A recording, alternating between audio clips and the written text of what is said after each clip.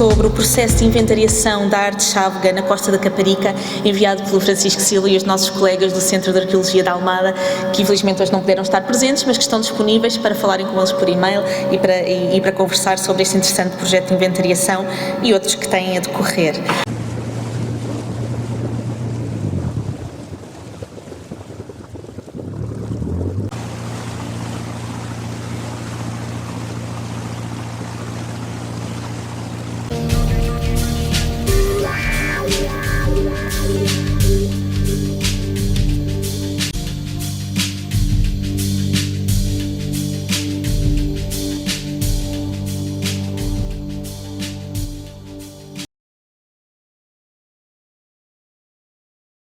Pelo seguinte, o Jornal Badaladas é um semanário que se publica em Torres Vedras, mas tem uma circulação praticamente a nível do Oeste e chega a muitos imigrantes.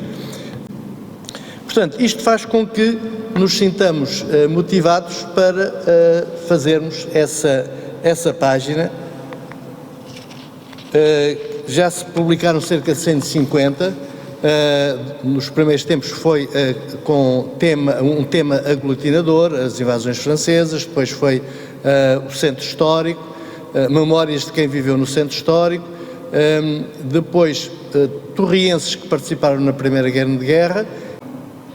Todas as quintas-feiras, às 9 horas da noite, quem quiser participar, só tem que aparecer no largo do município. E arranca-se dali, normalmente é 1 hora, 1h15. 1h30, às vezes, quando se vai mais longe. Mas o ponto de partida é sempre o mesmo e depois pode-se ir para norte, para sul, para este ou para o oeste. Em 2012 o projeto foi considerado uma das 7 boas práticas de educação não formal pela Associação Europeia para a Educação de Adultos. Todos os partidos representados na Assembleia da República participaram neste processo e interviram. Fizeram perguntas ao Governo, do que veio a resultar numa resolução da Assembleia da República que foi aprovada por unanimidade e é a única que eu conheço até hoje que sobre património cultural resulta de 8 propostas de resolução. 8 propostas de resolução. Também foi elaborada uma proposta de classificação e apresentada há mais de um ano à DGPC, por 3 de nós, eu mais 2 colegas. A DGPC reagiu pedindo pareceres, reunindo o Conselho Superior de Cultura, que não tinha reunido nem se pronunciado sobre isso. A verdade é que a Ministra da Cultura acabou por decidir que as ruínas não podiam ser sacrificadas e que tinham que ser preservadas. Em janeiro já deste ano houve uma tomada de posição da DGPC divulgando algumas informações sobre os tais pareceres que pediu, dizendo em que alguns desses pareceres diriam que aquilo não é, aquelas ruínas não são a mesquita. Eu queria só dizer-vos que esse aspecto aqui para o caso não é relevante, na minha opinião. O que é relevante é que elas têm valor patrimonial e todos os pareceres, pelo que conhecemos deles, que eles não são públicos, se manifestaram pela preservação das ruínas, independentemente de pertencerem ou não à mesquita ou de serem apenas estruturas anexas à mesquita ou do complexo da mesquita. As questões que se colocam, para concluir, agora, quando há informações não oficiais que já há nova versão do projeto, mas que a nova versão do projeto continua a manter a construção de um piso debaixo do claustro da Sé e continua a implicar fortes impactos e muita destruição naquele edifício. Portanto, o que se pergunta é por que razão até hoje não foi autorizada a consulta do projeto, nem dos pareceres a que a DGPC prometeu mostrar ao Parlamento, aos deputados, grupos parlamentares, às associações do património, a tornar públicos. Nunca foram tornados públicos, mais de um ano depois.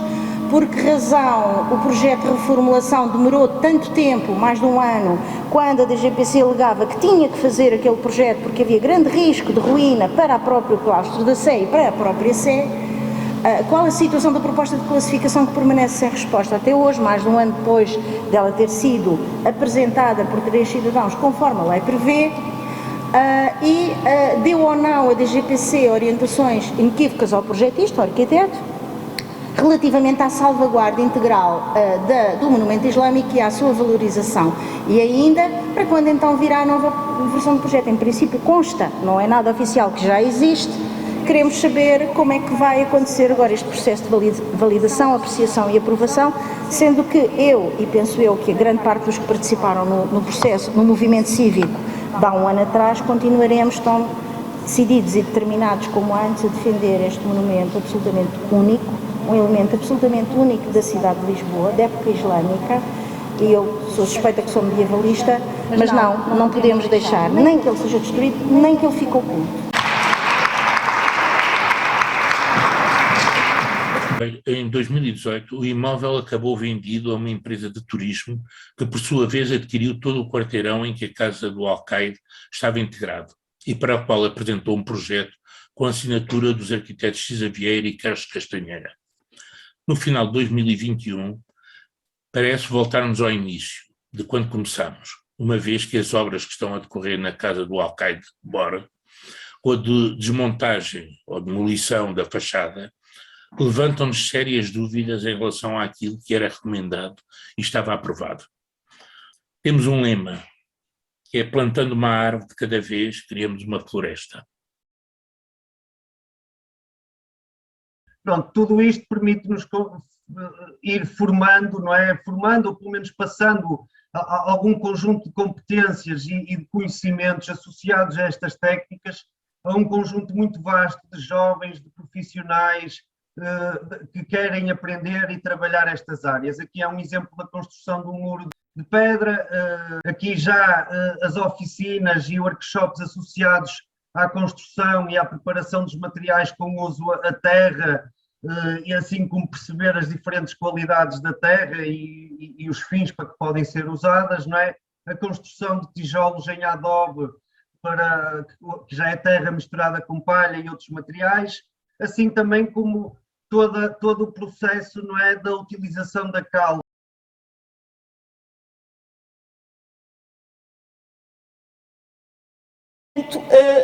Este caminho, no fundo, para além da aprendizagem, é também a aprendizagem ou a construção daquilo que nós agora achamos por piada chamar a geringonça dos três pilares que têm que se unir para resolver o problema do património. Portanto, o saber, o sentir e o poder. E qual é este objeto? O objeto é a Quinta de Valflores, em Santaria da Azóia, que na altura, portanto isto em cerca do ano 2000, depois de quase um século ser utilizada como armazém e como estábulo, foi classificada em 82, mas não se percebeu o que era aquilo. Portanto, a casa era interessante, mas não se classificou-se até a quinta, globalmente, mas continuava-se focado na casa. E este desconhecimento é de tal maneira grave e foi de tal maneira, teve consequências maiores até, que esta decadência pelos usos indivíduos teve na casa. Portanto, isto leva-nos a perceber que as classificações valem muito pouco se não foram acompanhadas de um levantamento e de uma indicação clara de quais são os valores afetos a esse património. A Intebau não é uma organização de defesa do património no sentido convencional, digamos assim. De facto, se a preservação do património se limitar, quanto a nós, não é? Se limitar à preservação da história, então a sua relevância cultural diminui. Portanto, memória coletiva, herança e tradição estão intimamente ligadas e deverão constituir algo de vivo, de elemento de continuidade. Este é o nosso entendimento de tradição, portanto um conhecimento que é transmitido de pai para filho, de mestre para aprendiz e que nesse processo se enriquece, se adapta, mantendo o essencial da sua razão de existir. Estou à vossa disposição para alguma questão mais que queiram apresentar. Muito obrigado.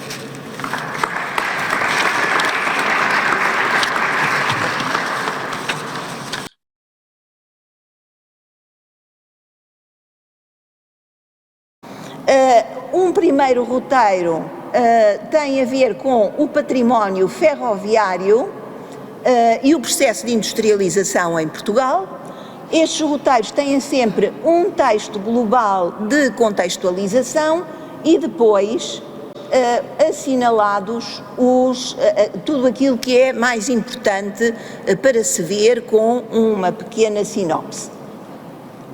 O outro roteiro é o Barreiro como oficinas gerais da expansão portuguesa. E há de facto muito a dizer, porque temos os reais fornos do biscoito, temos a olaria da Mata da Machada com a forma do biscoito e a forma do pão de açúcar, temos a Ribeira do Coina. Portanto, roteiros guiados, depois também ao complexo da Companhia União Fabril, que está classificada a nível nacional, e Alborrica. Muito obrigada a todos.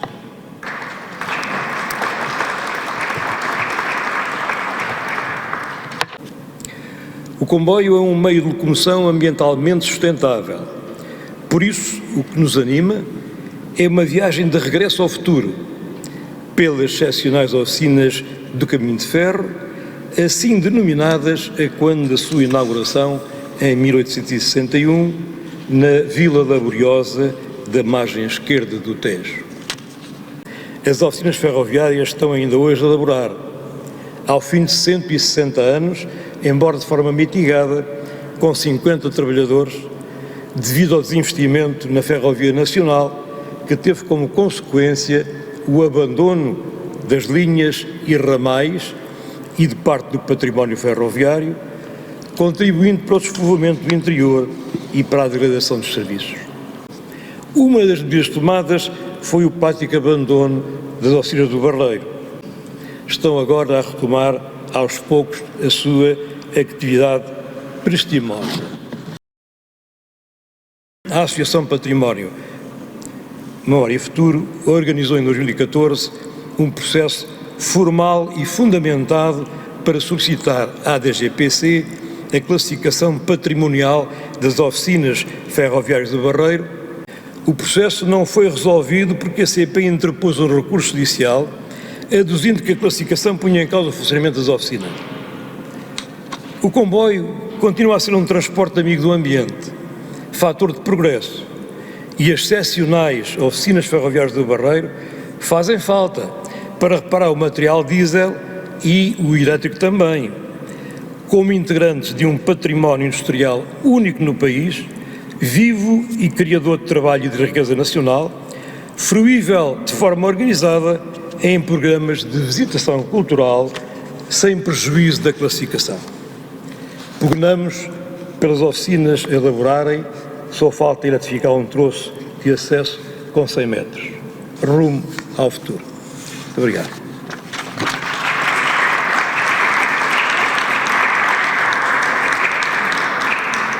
Eu venho falar aqui mais da associação, mais do que o caso do que é a Quinta dos Ingleses. Vou falar como é que a associação apareceu e o que é que e os passos que foram tomados, porque eu acho que é a parte talvez que tenha mais interesse para outras associações que lutam pela preservação do património.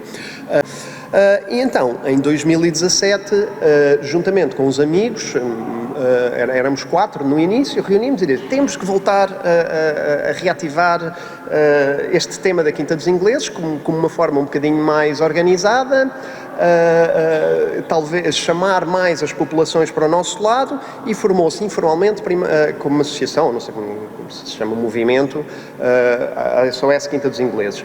Não é? Mas recentemente conseguimos que, por iniciativa do PAN, fosse aprovado na Assembleia da República uma resolução que aconselha ao Governo, ou que pede ao Governo, para classificar todos os 52 hectares da Quinta, ou quase todos, como... Não, é paisagem protegida de âmbito local, exatamente, é de âmbito local que é importante, que não é a nível nacional.